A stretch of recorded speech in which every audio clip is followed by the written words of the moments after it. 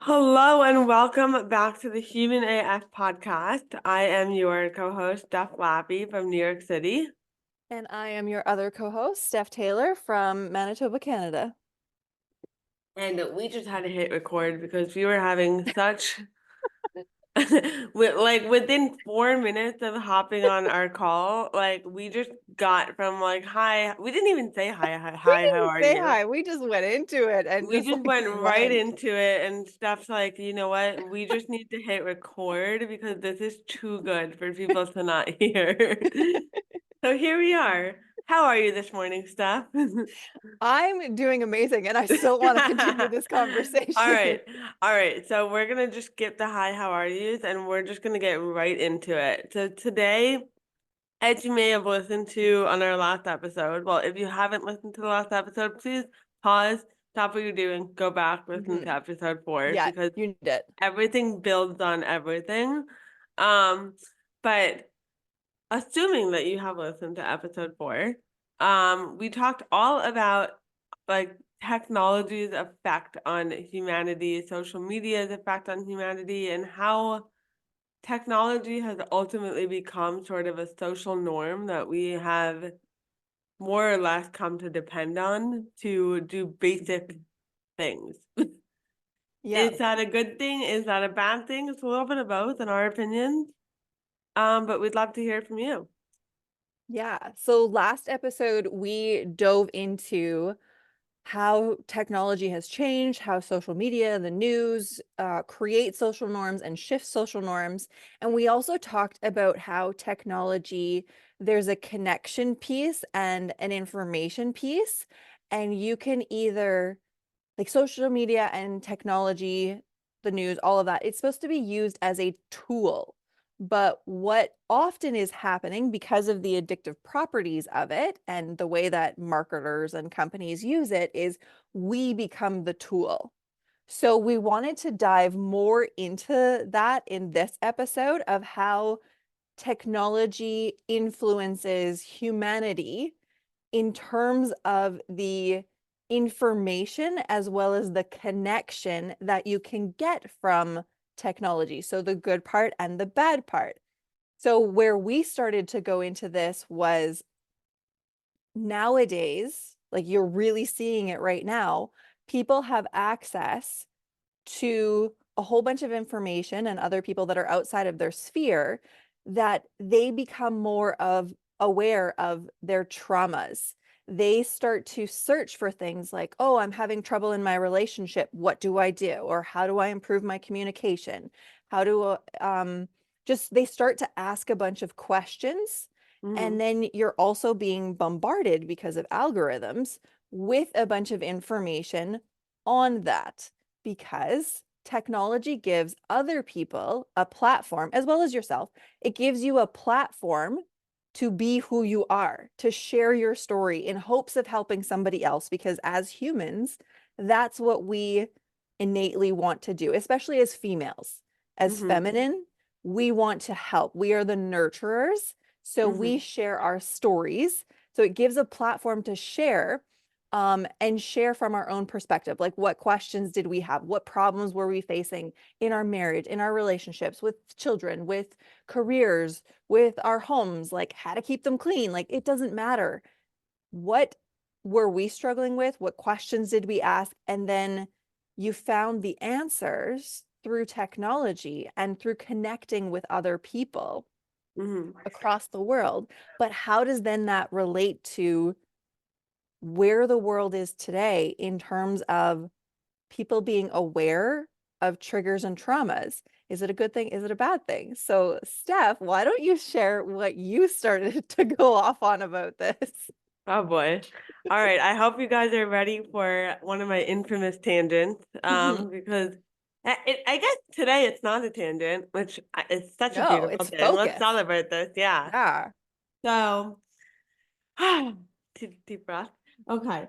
So, what I think is really interesting about this whole online personal development space is Mhm. it didn't exist until It didn't exist on the mainstream level until probably COVID.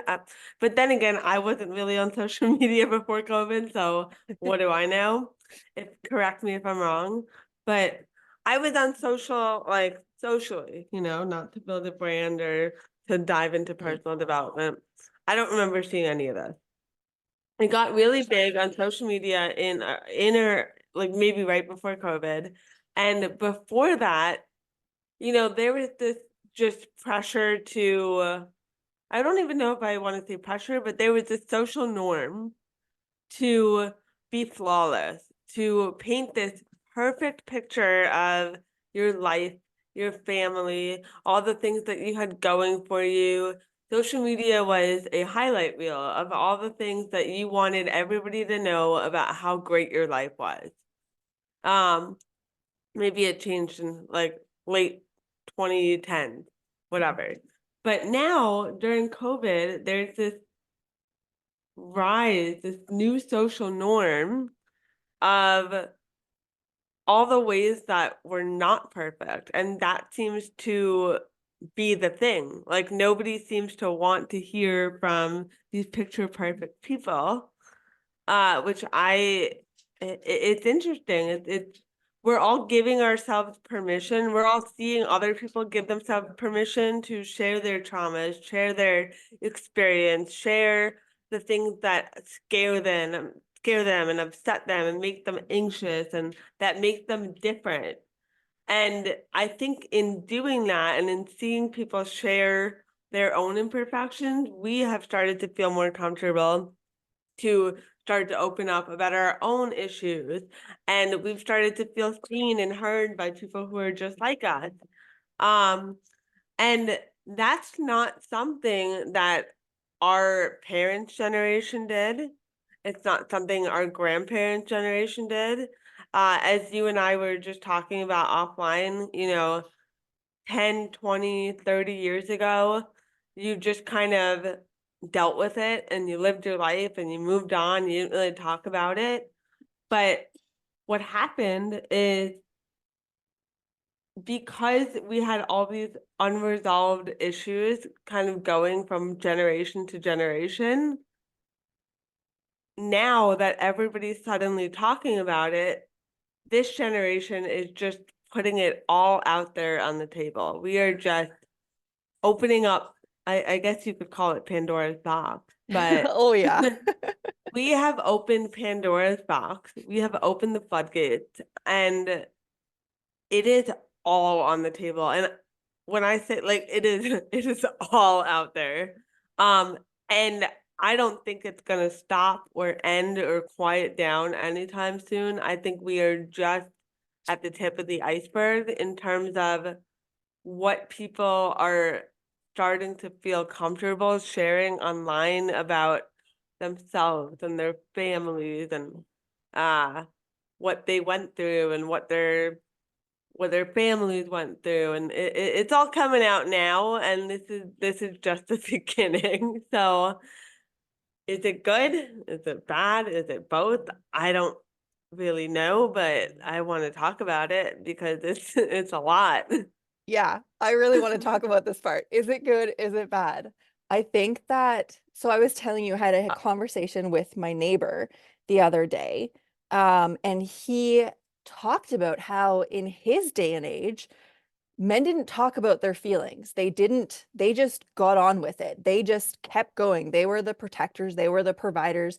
They didn't stop to think and to mull over everything. They were just there. They were steady, they were rocks. They just did. And nowadays he feels like we have a bunch of passive feminine men Mhm. who are, just sitting on the couch, eating chips, watching Netflix, scrolling social media. They're not protectors anymore. They're not going out and doing. They're not working with their hands. They're not like they're just lazy. They're just lazy. And he feels because it's because there's more talk about emotions. There's more talk about like there's it just and I will agree with him on this part where we have become hyper focused on all of the little things that we end Mm-hmm. up sitting in it versus going, Literally with chips on a yeah, couch. like, yeah, literally. Um, versus claiming your life and moving forward. Mm-hmm. Instead, we then sit there, we get kind of depressed, and because of the algorithm, we've learned, oh, okay, this is in my awareness now, like I need to do more research on this. Or, because you found it on social media, the algorithm then knows because you liked it or you saved it or you commented on it, and then it starts to feed you more information, and then you get Right. lost into this spiral of negativity and you stop focusing on your life. Whereas if you didn't have that, Mm-hmm. you'd be like, oh man, what that person said like really bothered me, and I'm just going to move on. Like you probably just naturally would have stopped talking to them or stopped talking to them as much or Mm-hmm. just move them out of your life naturally versus going into this spiral of, is that person a narcissist? What do I do about narcissism? How do I then, now I have to recover from this narcissistic abuse that, can take years and years and years. And you like, am I a narcissist? Am I codependent? Like you just start to go down this rabbit hole Right. and you forget to live your life. Yeah. And it's really living your life and claiming it and choosing it and moving forward that is actually going to give you the most healing, Mm-hmm. but you're stuck in your mind. Right. And I think that's where the negative part of technology comes, is it Mm-hmm. makes you sit in it and stew in it and need to have all these conversations and therapy and releasing, um, versus allowing yourself, your body to naturally heal Mm-hmm. through the awareness, just the simple awareness of like, feel your feelings, acknowledge them, and release them, versus what Right. we're kind of like continuously bombarded with of like, you need somatic therapy, you need EMDR, you need counseling, you need all of this stuff. That's where the algorithm constantly is trying to sell you on stuff and creating more problems that you don't actually have, or it Right. creates like little t's into big t's. That's not saying that trauma isn't like hard and wrong and all of that. I definitely understood, like I was triggered by him saying that because I've gone through my own stuff and I'm currently, and he knows stuff that I'm Right. going through, and I'm like, are you kidding? Like, I see how you have absolutely repressed emotions and like you need to Yeah. do stuff, and it is reflecting in your health, and like nothing is helping you because of your trapped emotions type of thing. Yeah. So I was triggered by it, but I also understood where he was coming from, where we are stuck in the goo for far too long Yeah. because we are stuck on social media. We're stuck in a quick continuous like Google search or Netflix binge or whatever, and we are just seeing these things play out and we think that they're our reality. Whereas if you took the technology away Mm-hmm. and you just sat with yourself and you had to live your day, what would you do? If you didn't Right. have that, what would you do? You would keep going. Bottom Wow. line. So it's interesting because, like, just to play devil's advocate here, because I was just talking to Sean the other night about how COVID, because I used to be so shy, so insecure, so uncomfortable with my voice. I thought I wasn't enough. I thought people thought I was weird, which I mean, debatable. Everyone's weird. I'm fine with that though. And we really got down to the root of it. Like, how did I overcome that? How did I finally break free of like my preconceived notions that I thought other people had about me? How did I stop caring? How did I let go of all those insecurities and imposter syndromes? And to be honest, in a parallel universe, if COVID had never happened and I had never made that Instagram account, I would still be living in those feelings. Yeah. I Yeah. know I would. Yeah. I would not have picked up a self-help book. I would not have started, listening to people talking about like all their traumas, and I wouldn't have started deep diving into myself. And in a parallel universe, I would have likely had children and passed on these Passed same it down. Yeah. anxieties to them, and it would have been their problem. And if that is, and that's not the fault of my parents or my grandparents or what have you, they didn't have the information, they didn't know the questions to ask, they didn't, what you don't know what you don't know. Yeah. Um, but so without social media opening up that uh that Pandora's box. floodgate, yeah, Pandora's box for me, I wouldn't have opened it myself. But at the same time, once I opened that door, once I went down that path, I experienced a lot of what you're saying. I experienced Hmm. the depression, the anxiety, the not wanting to do anything but watch reality TV and, just attaching other people's symptoms and problems and traumas to myself and taking them on as my own and then being like, "Oh wait, that's actually not me. That's not Yeah. mine." Yeah. Uh and so am I grateful that I opened the door? Yes. Am I also grateful that I closed the door gently behind me and started to say, "Okay, I opened the door. I needed to get here. I needed to maybe sit in this goo for a little bit, but now it's time to to move forward and pick myself up and live my life." Yes. If I had stayed where I was at when I first opened the door, I think I ultimately would have ended up worse than if I had never opened the door in the first place, because I was really going down a bad path. I was spiraling, I was struggling, it was hard. Um, so it's like it gave me the opportunity to open the door to start learning, but it also, you have to, just like it's your responsibility to open the door in whatever way possible, it's also your responsibility to close the door behind you when it Yes. starts to become too much. And it's your responsibility to start picking yourself up and saying, "Okay, I'm strong enough, I'm aware, I'm ready to start living my life knowing what I know now. I'm ready to start building a life and a foundation on top of all this stuff." Yes, that is such a key thing. I love that you said that.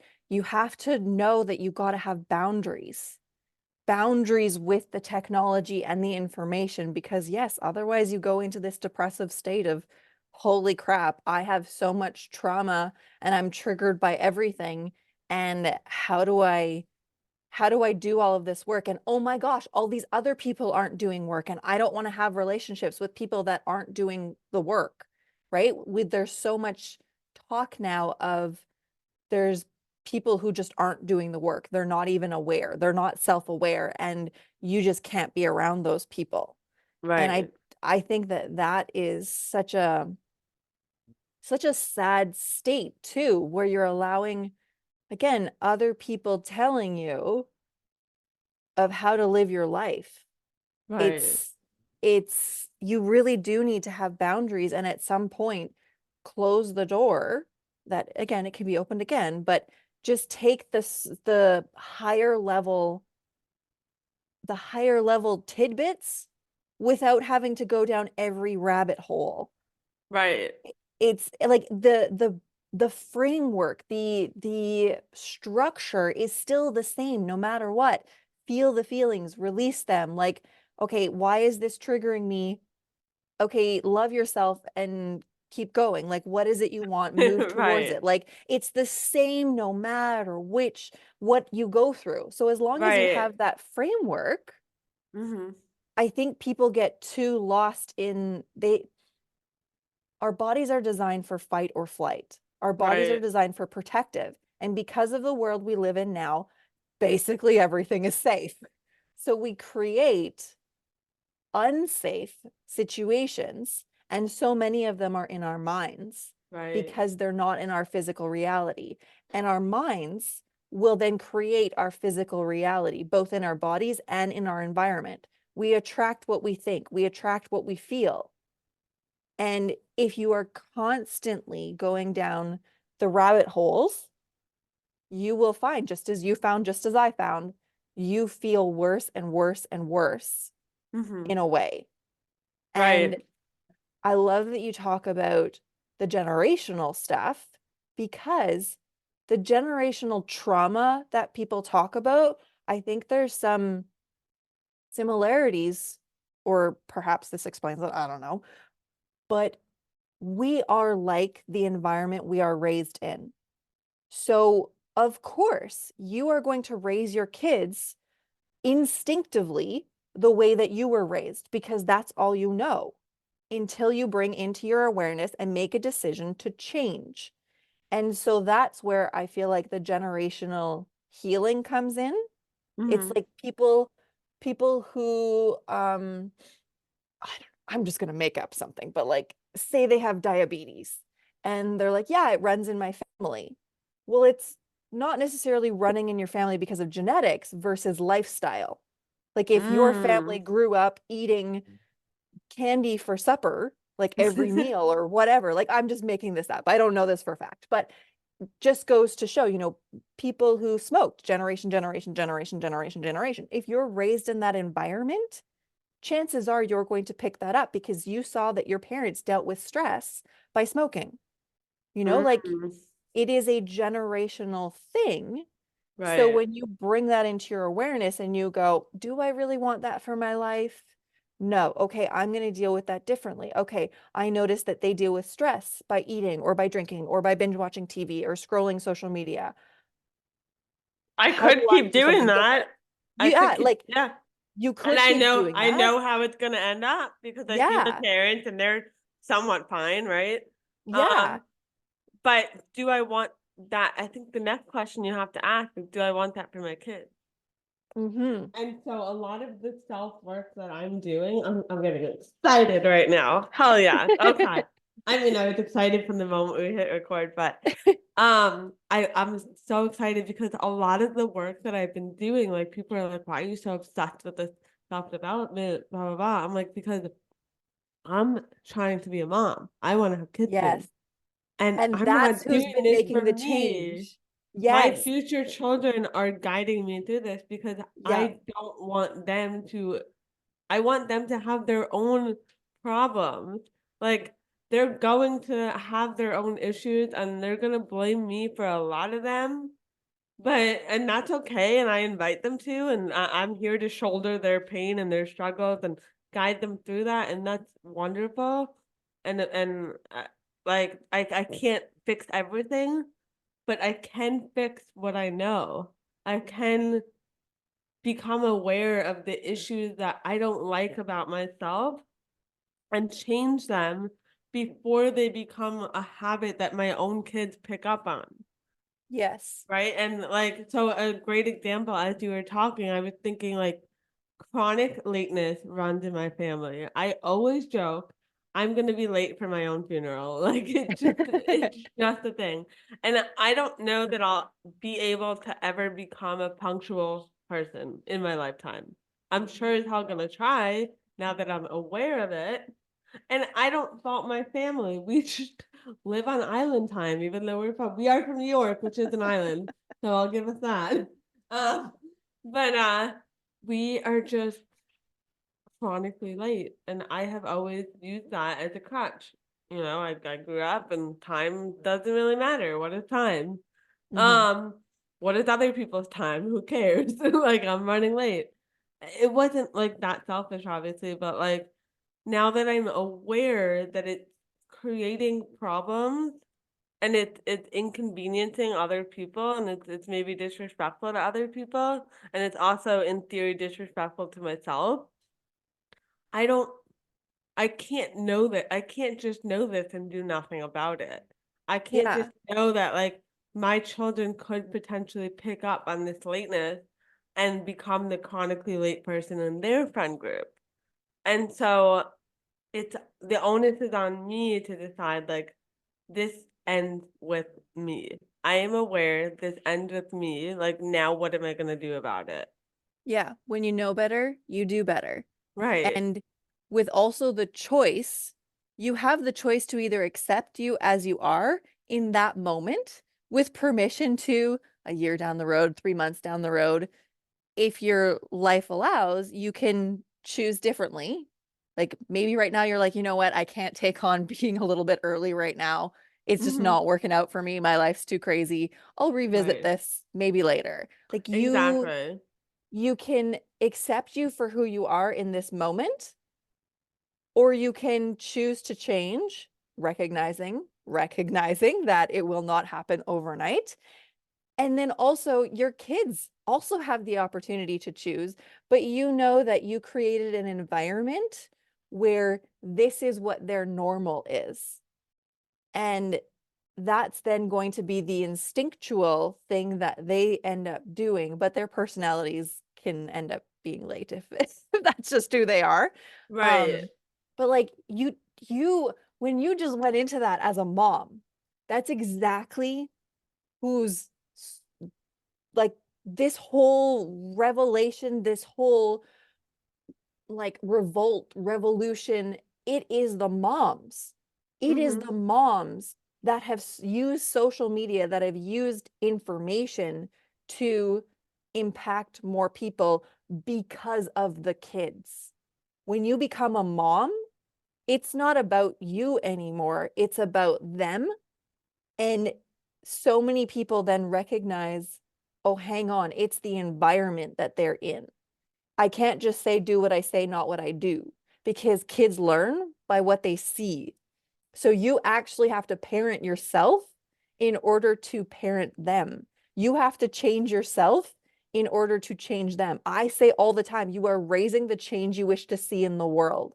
And in order to do that, you have to be the change. You have to reparent yourself. And Hmm. it is this massive journey to becoming more human, Hmm. connected with yourself and with other people.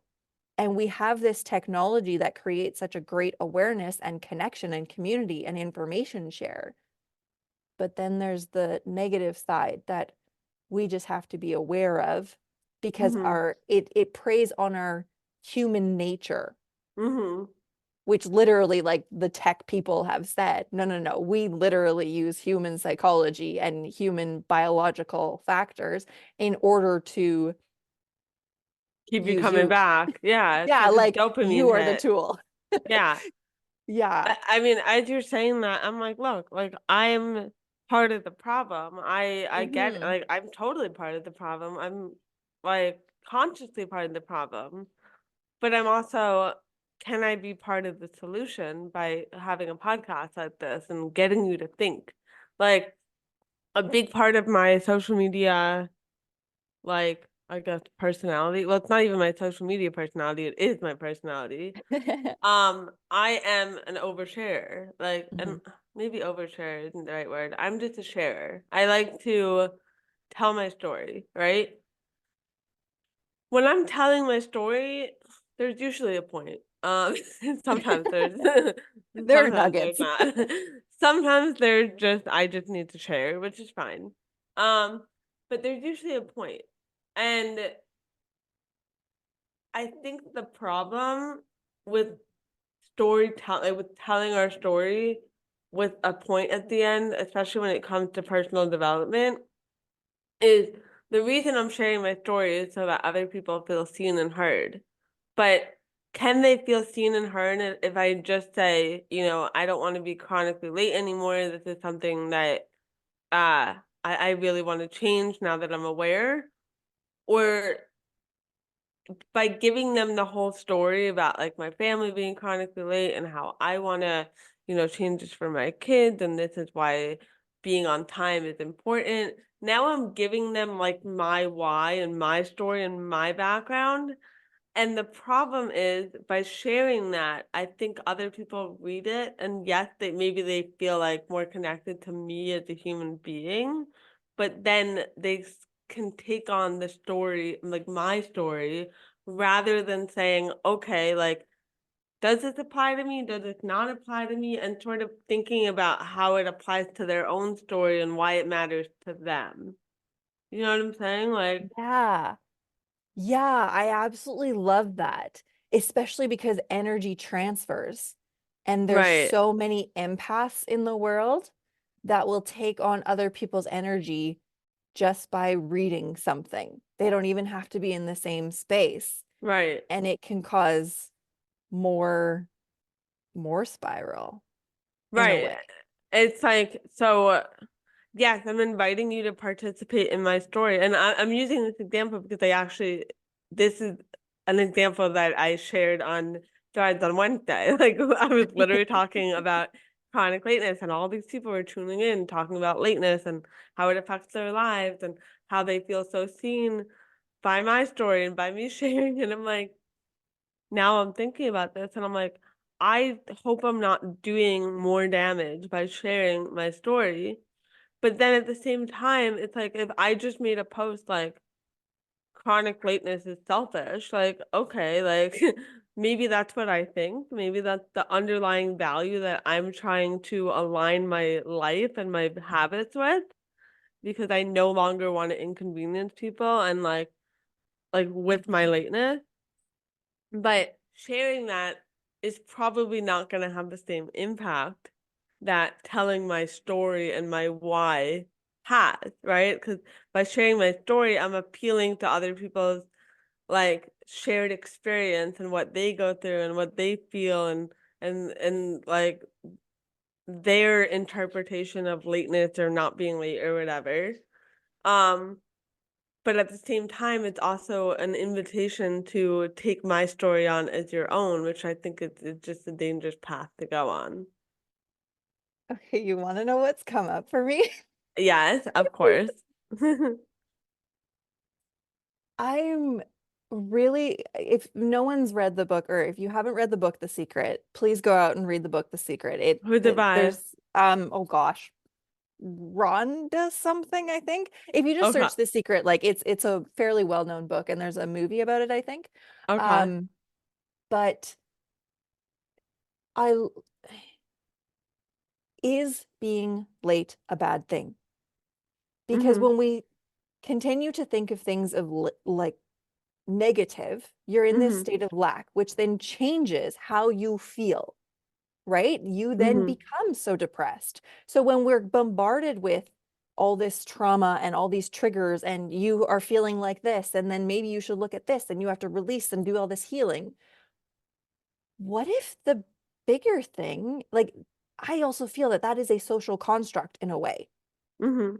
Let's take it, because my vibe is like, let's go back to the simple life. Let's Right, take out, like, let's take the good parts, and let's take the good parts of modern society and pull them back with the good parts of old-fashioned living type of thing. Um, so what was coming up for me is, what if you looked at lateness as something different? Is selfish mm, a bad thing? Because people can set boundaries, and other people will say, oh, you're selfish for doing that. But what it actually is no, you're not selfish for looking out for yourself. That's what every single person does. Anybody that's upset right, with your boundary is because they no longer have access to something that they were using you for. And so they'll call you selfish, but that selfish is actually a good thing for you. right. So instead of, like, what came up for me was, instead of saying my chronic lateness is bad, why not saying I enjoy sucking every moment out of life and what I am doing before I move on to the next thing? Because if it's Wow. like you're supposed to be there at 1 o'clock, and you don't get there till 1:15, and you're like, I'm always late. Guess what? Time is a social construct. We Ooh, we didn't wow. used to have these watches that would count down to the second. We used to go by the sun and the stars. So how would you know when 1 o'clock was? You'd be like, when the sun hits the tallest point of the sky, that's when I'll meet you under the aspen tree over yonder. Like, Can we so, go back to that? I would thrive in right? that environment. So it creates this more peaceful enjoyment. You Right. enjoy the journey of walking to that aspen tree to be there for when the sun is at the highest point. And Which is instead up of to interpretation, by the way. exactly. And otherwise, we are just so crammed with fitting every little thing. And if we don't get it done today, then oh my gosh, my world is going to implode because it needed to be done today. Right. It So needed to be there's done yesterday, yeah. right. But let's look at it too. If you miss Right. a deadline for something, does life end? Do you die? Most Mhm. often not. Like Right. there are things that you can give and take, and most problems will resolve themselves Right. in a couple of days. Right. You And just so finish it tomorrow. right, like I've everything survived 100% of the deadlines I've missed. exactly. Is it not more important to spend the time with the people and the loved ones that you have and enjoy? Like we all talk about, I want to be more present, but then Mhm. you're rushing to get everything done. The dishes will still be there tomorrow. The cleaning will still be there next week. Like the, I don't know, meeting I was supposed to have with my accountant. Guess what? I can do it, tomorrow anyways. Like there's so Right. much there's so much that I think we add to ourselves because of this social construct, this social norm, that Mhm. why not bring back, let's live in the slower life. Let's not cram our schedules full of everything. Because Right. that's also a social norm. Cram our schedules, and then also on the flip side, use the news, the media, the Mhm. Netflix, the social media to then waste the moments that you have Mhm. and put you in more lack. We Wow. aren't taught how to think positive from a young age. We are taught how to think in lack from the get-go. Right. Here's all the things you were born broken. Here's all the things you need to fix. Yeah. When what if we were all just born a little crooked, a little bent, a little quirky, a little imperfect, and that's a beautiful thing. Yeah. What if instead of quirky and bent, even just you're beautiful the way that you are. Right. You're unique. You add to it. You're a great problem solver. You figure Mhm. things out. You're an initiative taker. Like you're so creative. You like, even in school where it's, oh, this kid is not reading at the right level that this kid is reading or whatever. Guess what? Right. They all catch up. And if they don't, that kid is going to have some other qualities Right. amazingness that other kids don't have. Some kids walk before others, or they are very physical, able to climb trees or, like scoot around tables and get to the edge and know where the edge is and catch Mhm. themselves. Whereas other kids would just fall right off. Like they have no concept of their Me, yeah. boundaries, I might have been able to read it too, but I couldn't I still can't right? walk in a straight line at 30. So But we don't, we, in some cases, you feel bad that, oh Mhm. my gosh, my kid isn't walking or my kid isn't reading or whatever, when in reality, that kid is going to eventually walk, that kid is going to eventually read, but you're missing the beauty of who they are by Right. being in lack about them because of this social comparison, Right. which constantly is putting you in a state of lack. So why not switch the story into Wow. something positive? And guess what? That energy that you then are vibing and you're sharing that, like, oh man, I'm so glad to be here. I really appreciate, that you waited for 15 minutes. I was really soaking up everything that happened. I am just choosing to live life this way Mhm. and rejigging my story, surrounding it. Do you know people would probably go, oh, wow, I never thought of it that way. That Right. that's really cool. And I love that energy that you're then bringing to this meeting. And you want to soak up everything in this meeting. Like I I'm think all that would about just, being here now. Yeah. yeah, relax a lot of people a Yeah. lot more. And people would then become more positive, more human, more compassionate, more Right. understanding, more collaborative, more peaceful. Right. And it's almost like so by stressing out that I'm running late, and we really went off on a tangent here, but you Hmm. know what? let's let it, this is being human as fuck. Like just Yeah, kind of seeing where it goes. roll with it. Um, by stressing out that I'm late, I'm taking away from whatever I was doing that made me late, right? Yes. And it's like I'm late anyway. I might as well just be like, it's something, yes, that I would like to change. I still want to try to be more on time. On time, I say in air quotes.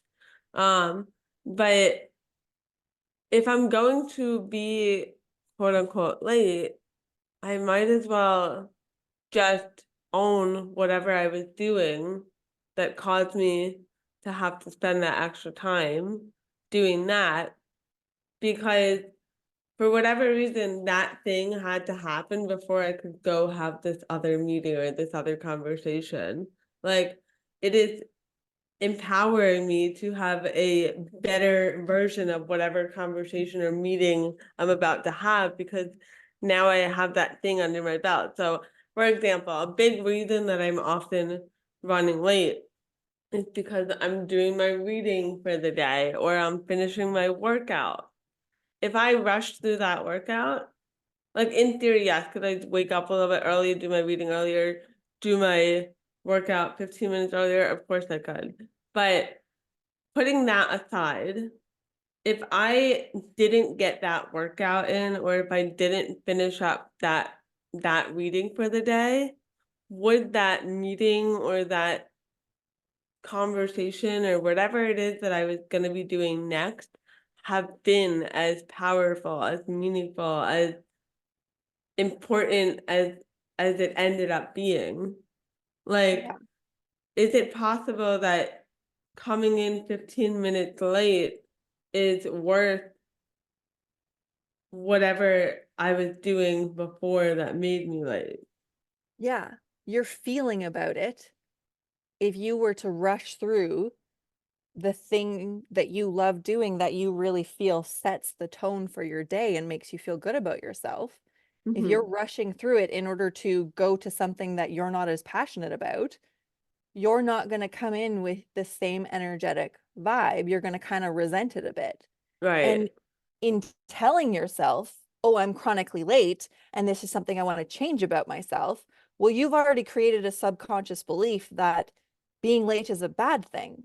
Mm-hmm. Versus if you reframe it as, I love soaking in every moment of Mm-hmm. my life and being there and being present and just enjoying it, you then can equate like, okay, reading, working out, meeting, which brings me more joy. And you can then look at that. Maybe it's a meeting with your friends that you're like, Mm-hmm. oh, you know what? I'm totally cool if I don't read as much to be able Mm-hmm. to go and hang out with my friends. Right. So I'm willing to soak up a little bit less of this so that I can soak up more of this. And you're gonna want Right. to go and be at that meeting Right. more on time, if anything, maybe even earlier. So it's easier to Mm-hmm. then change what you have made into a habit, like mentally made into a habit of being Right. chronically late. So it's easier to change when Mm-hmm. you view it as a positive thing Right. than a And negative. right, and it's like, okay, well, why do I want to be for less exciting things, I guess?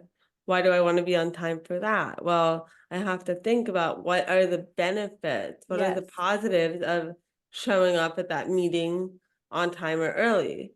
Okay, I really am passionate about this work that I'm doing on this project. I think it really adds value to my company, or it let's just go with that. That really means a lot because it's my baby, it's my passion project at work, and I'm really proud of it and I'm excited about it. So if I work out a little bit shorter today so that I can get to that meeting on time and I can be more prepared for it, then that project will move along that much faster. And I'm really excited about that. So it's Yeah, just a reframe that I need to, exactly. that I'm gonna start shifting so that I Yeah. can get to where I want to be at the agreed upon time.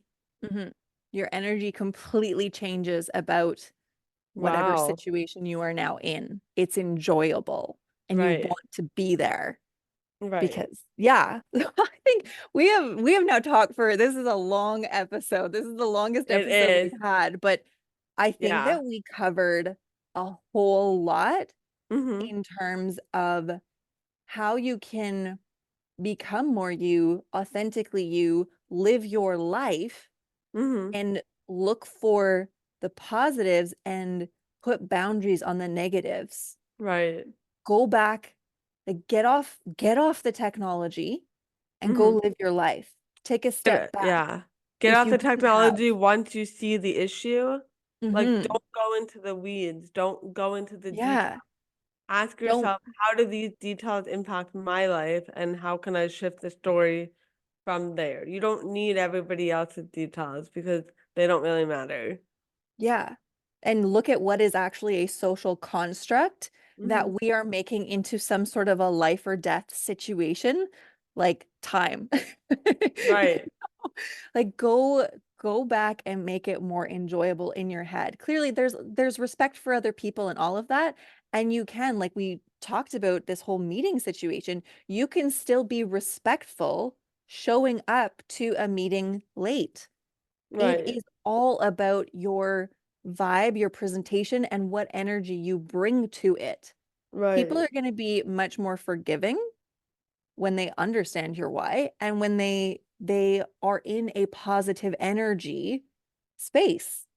When they're in a positive energy because you're around and you are fully there, Yep. eventually, and that's why I think I don't get that much shit because I really bring the best of me. I try to. Um, I get a little bit of ribbing, but it is what But it is. you're okay and permission. People are Yeah. like, she lives authentically, she's great, she gets her work done, she's awesome to be around. I love it. I'm cool if she's a little bit late because I want to be more like her, where she is soaking up every moment and brings that energy into this as well. I want to be more like that. Yay for chronic lateness. Just kidding. Um, No, chronically soaking up life. yeah, just kidding. If you guys, we're more of this to come. I mean, as you see, we go on crazy tangents, but you know, It all makes what are sense. tangents? It's all part of the Being, story that we're yeah, telling. If you love this episode, be sure to like it, rate it, review it, subscribe to the show, share it with a friend, and tune in for episode number 6 of the Human AF podcast, wherever you get your podcasts. and be sure to follow us on Instagram. Uh, Email us if you want. Everything will be in the show notes. Share this out because the more people that we can give permission to, really, to be in your life and the little tidbits, the gold nuggets, the better we all become. yes, So share it out, give us a like, all the good things, and we will see you next week. amazing. Bye.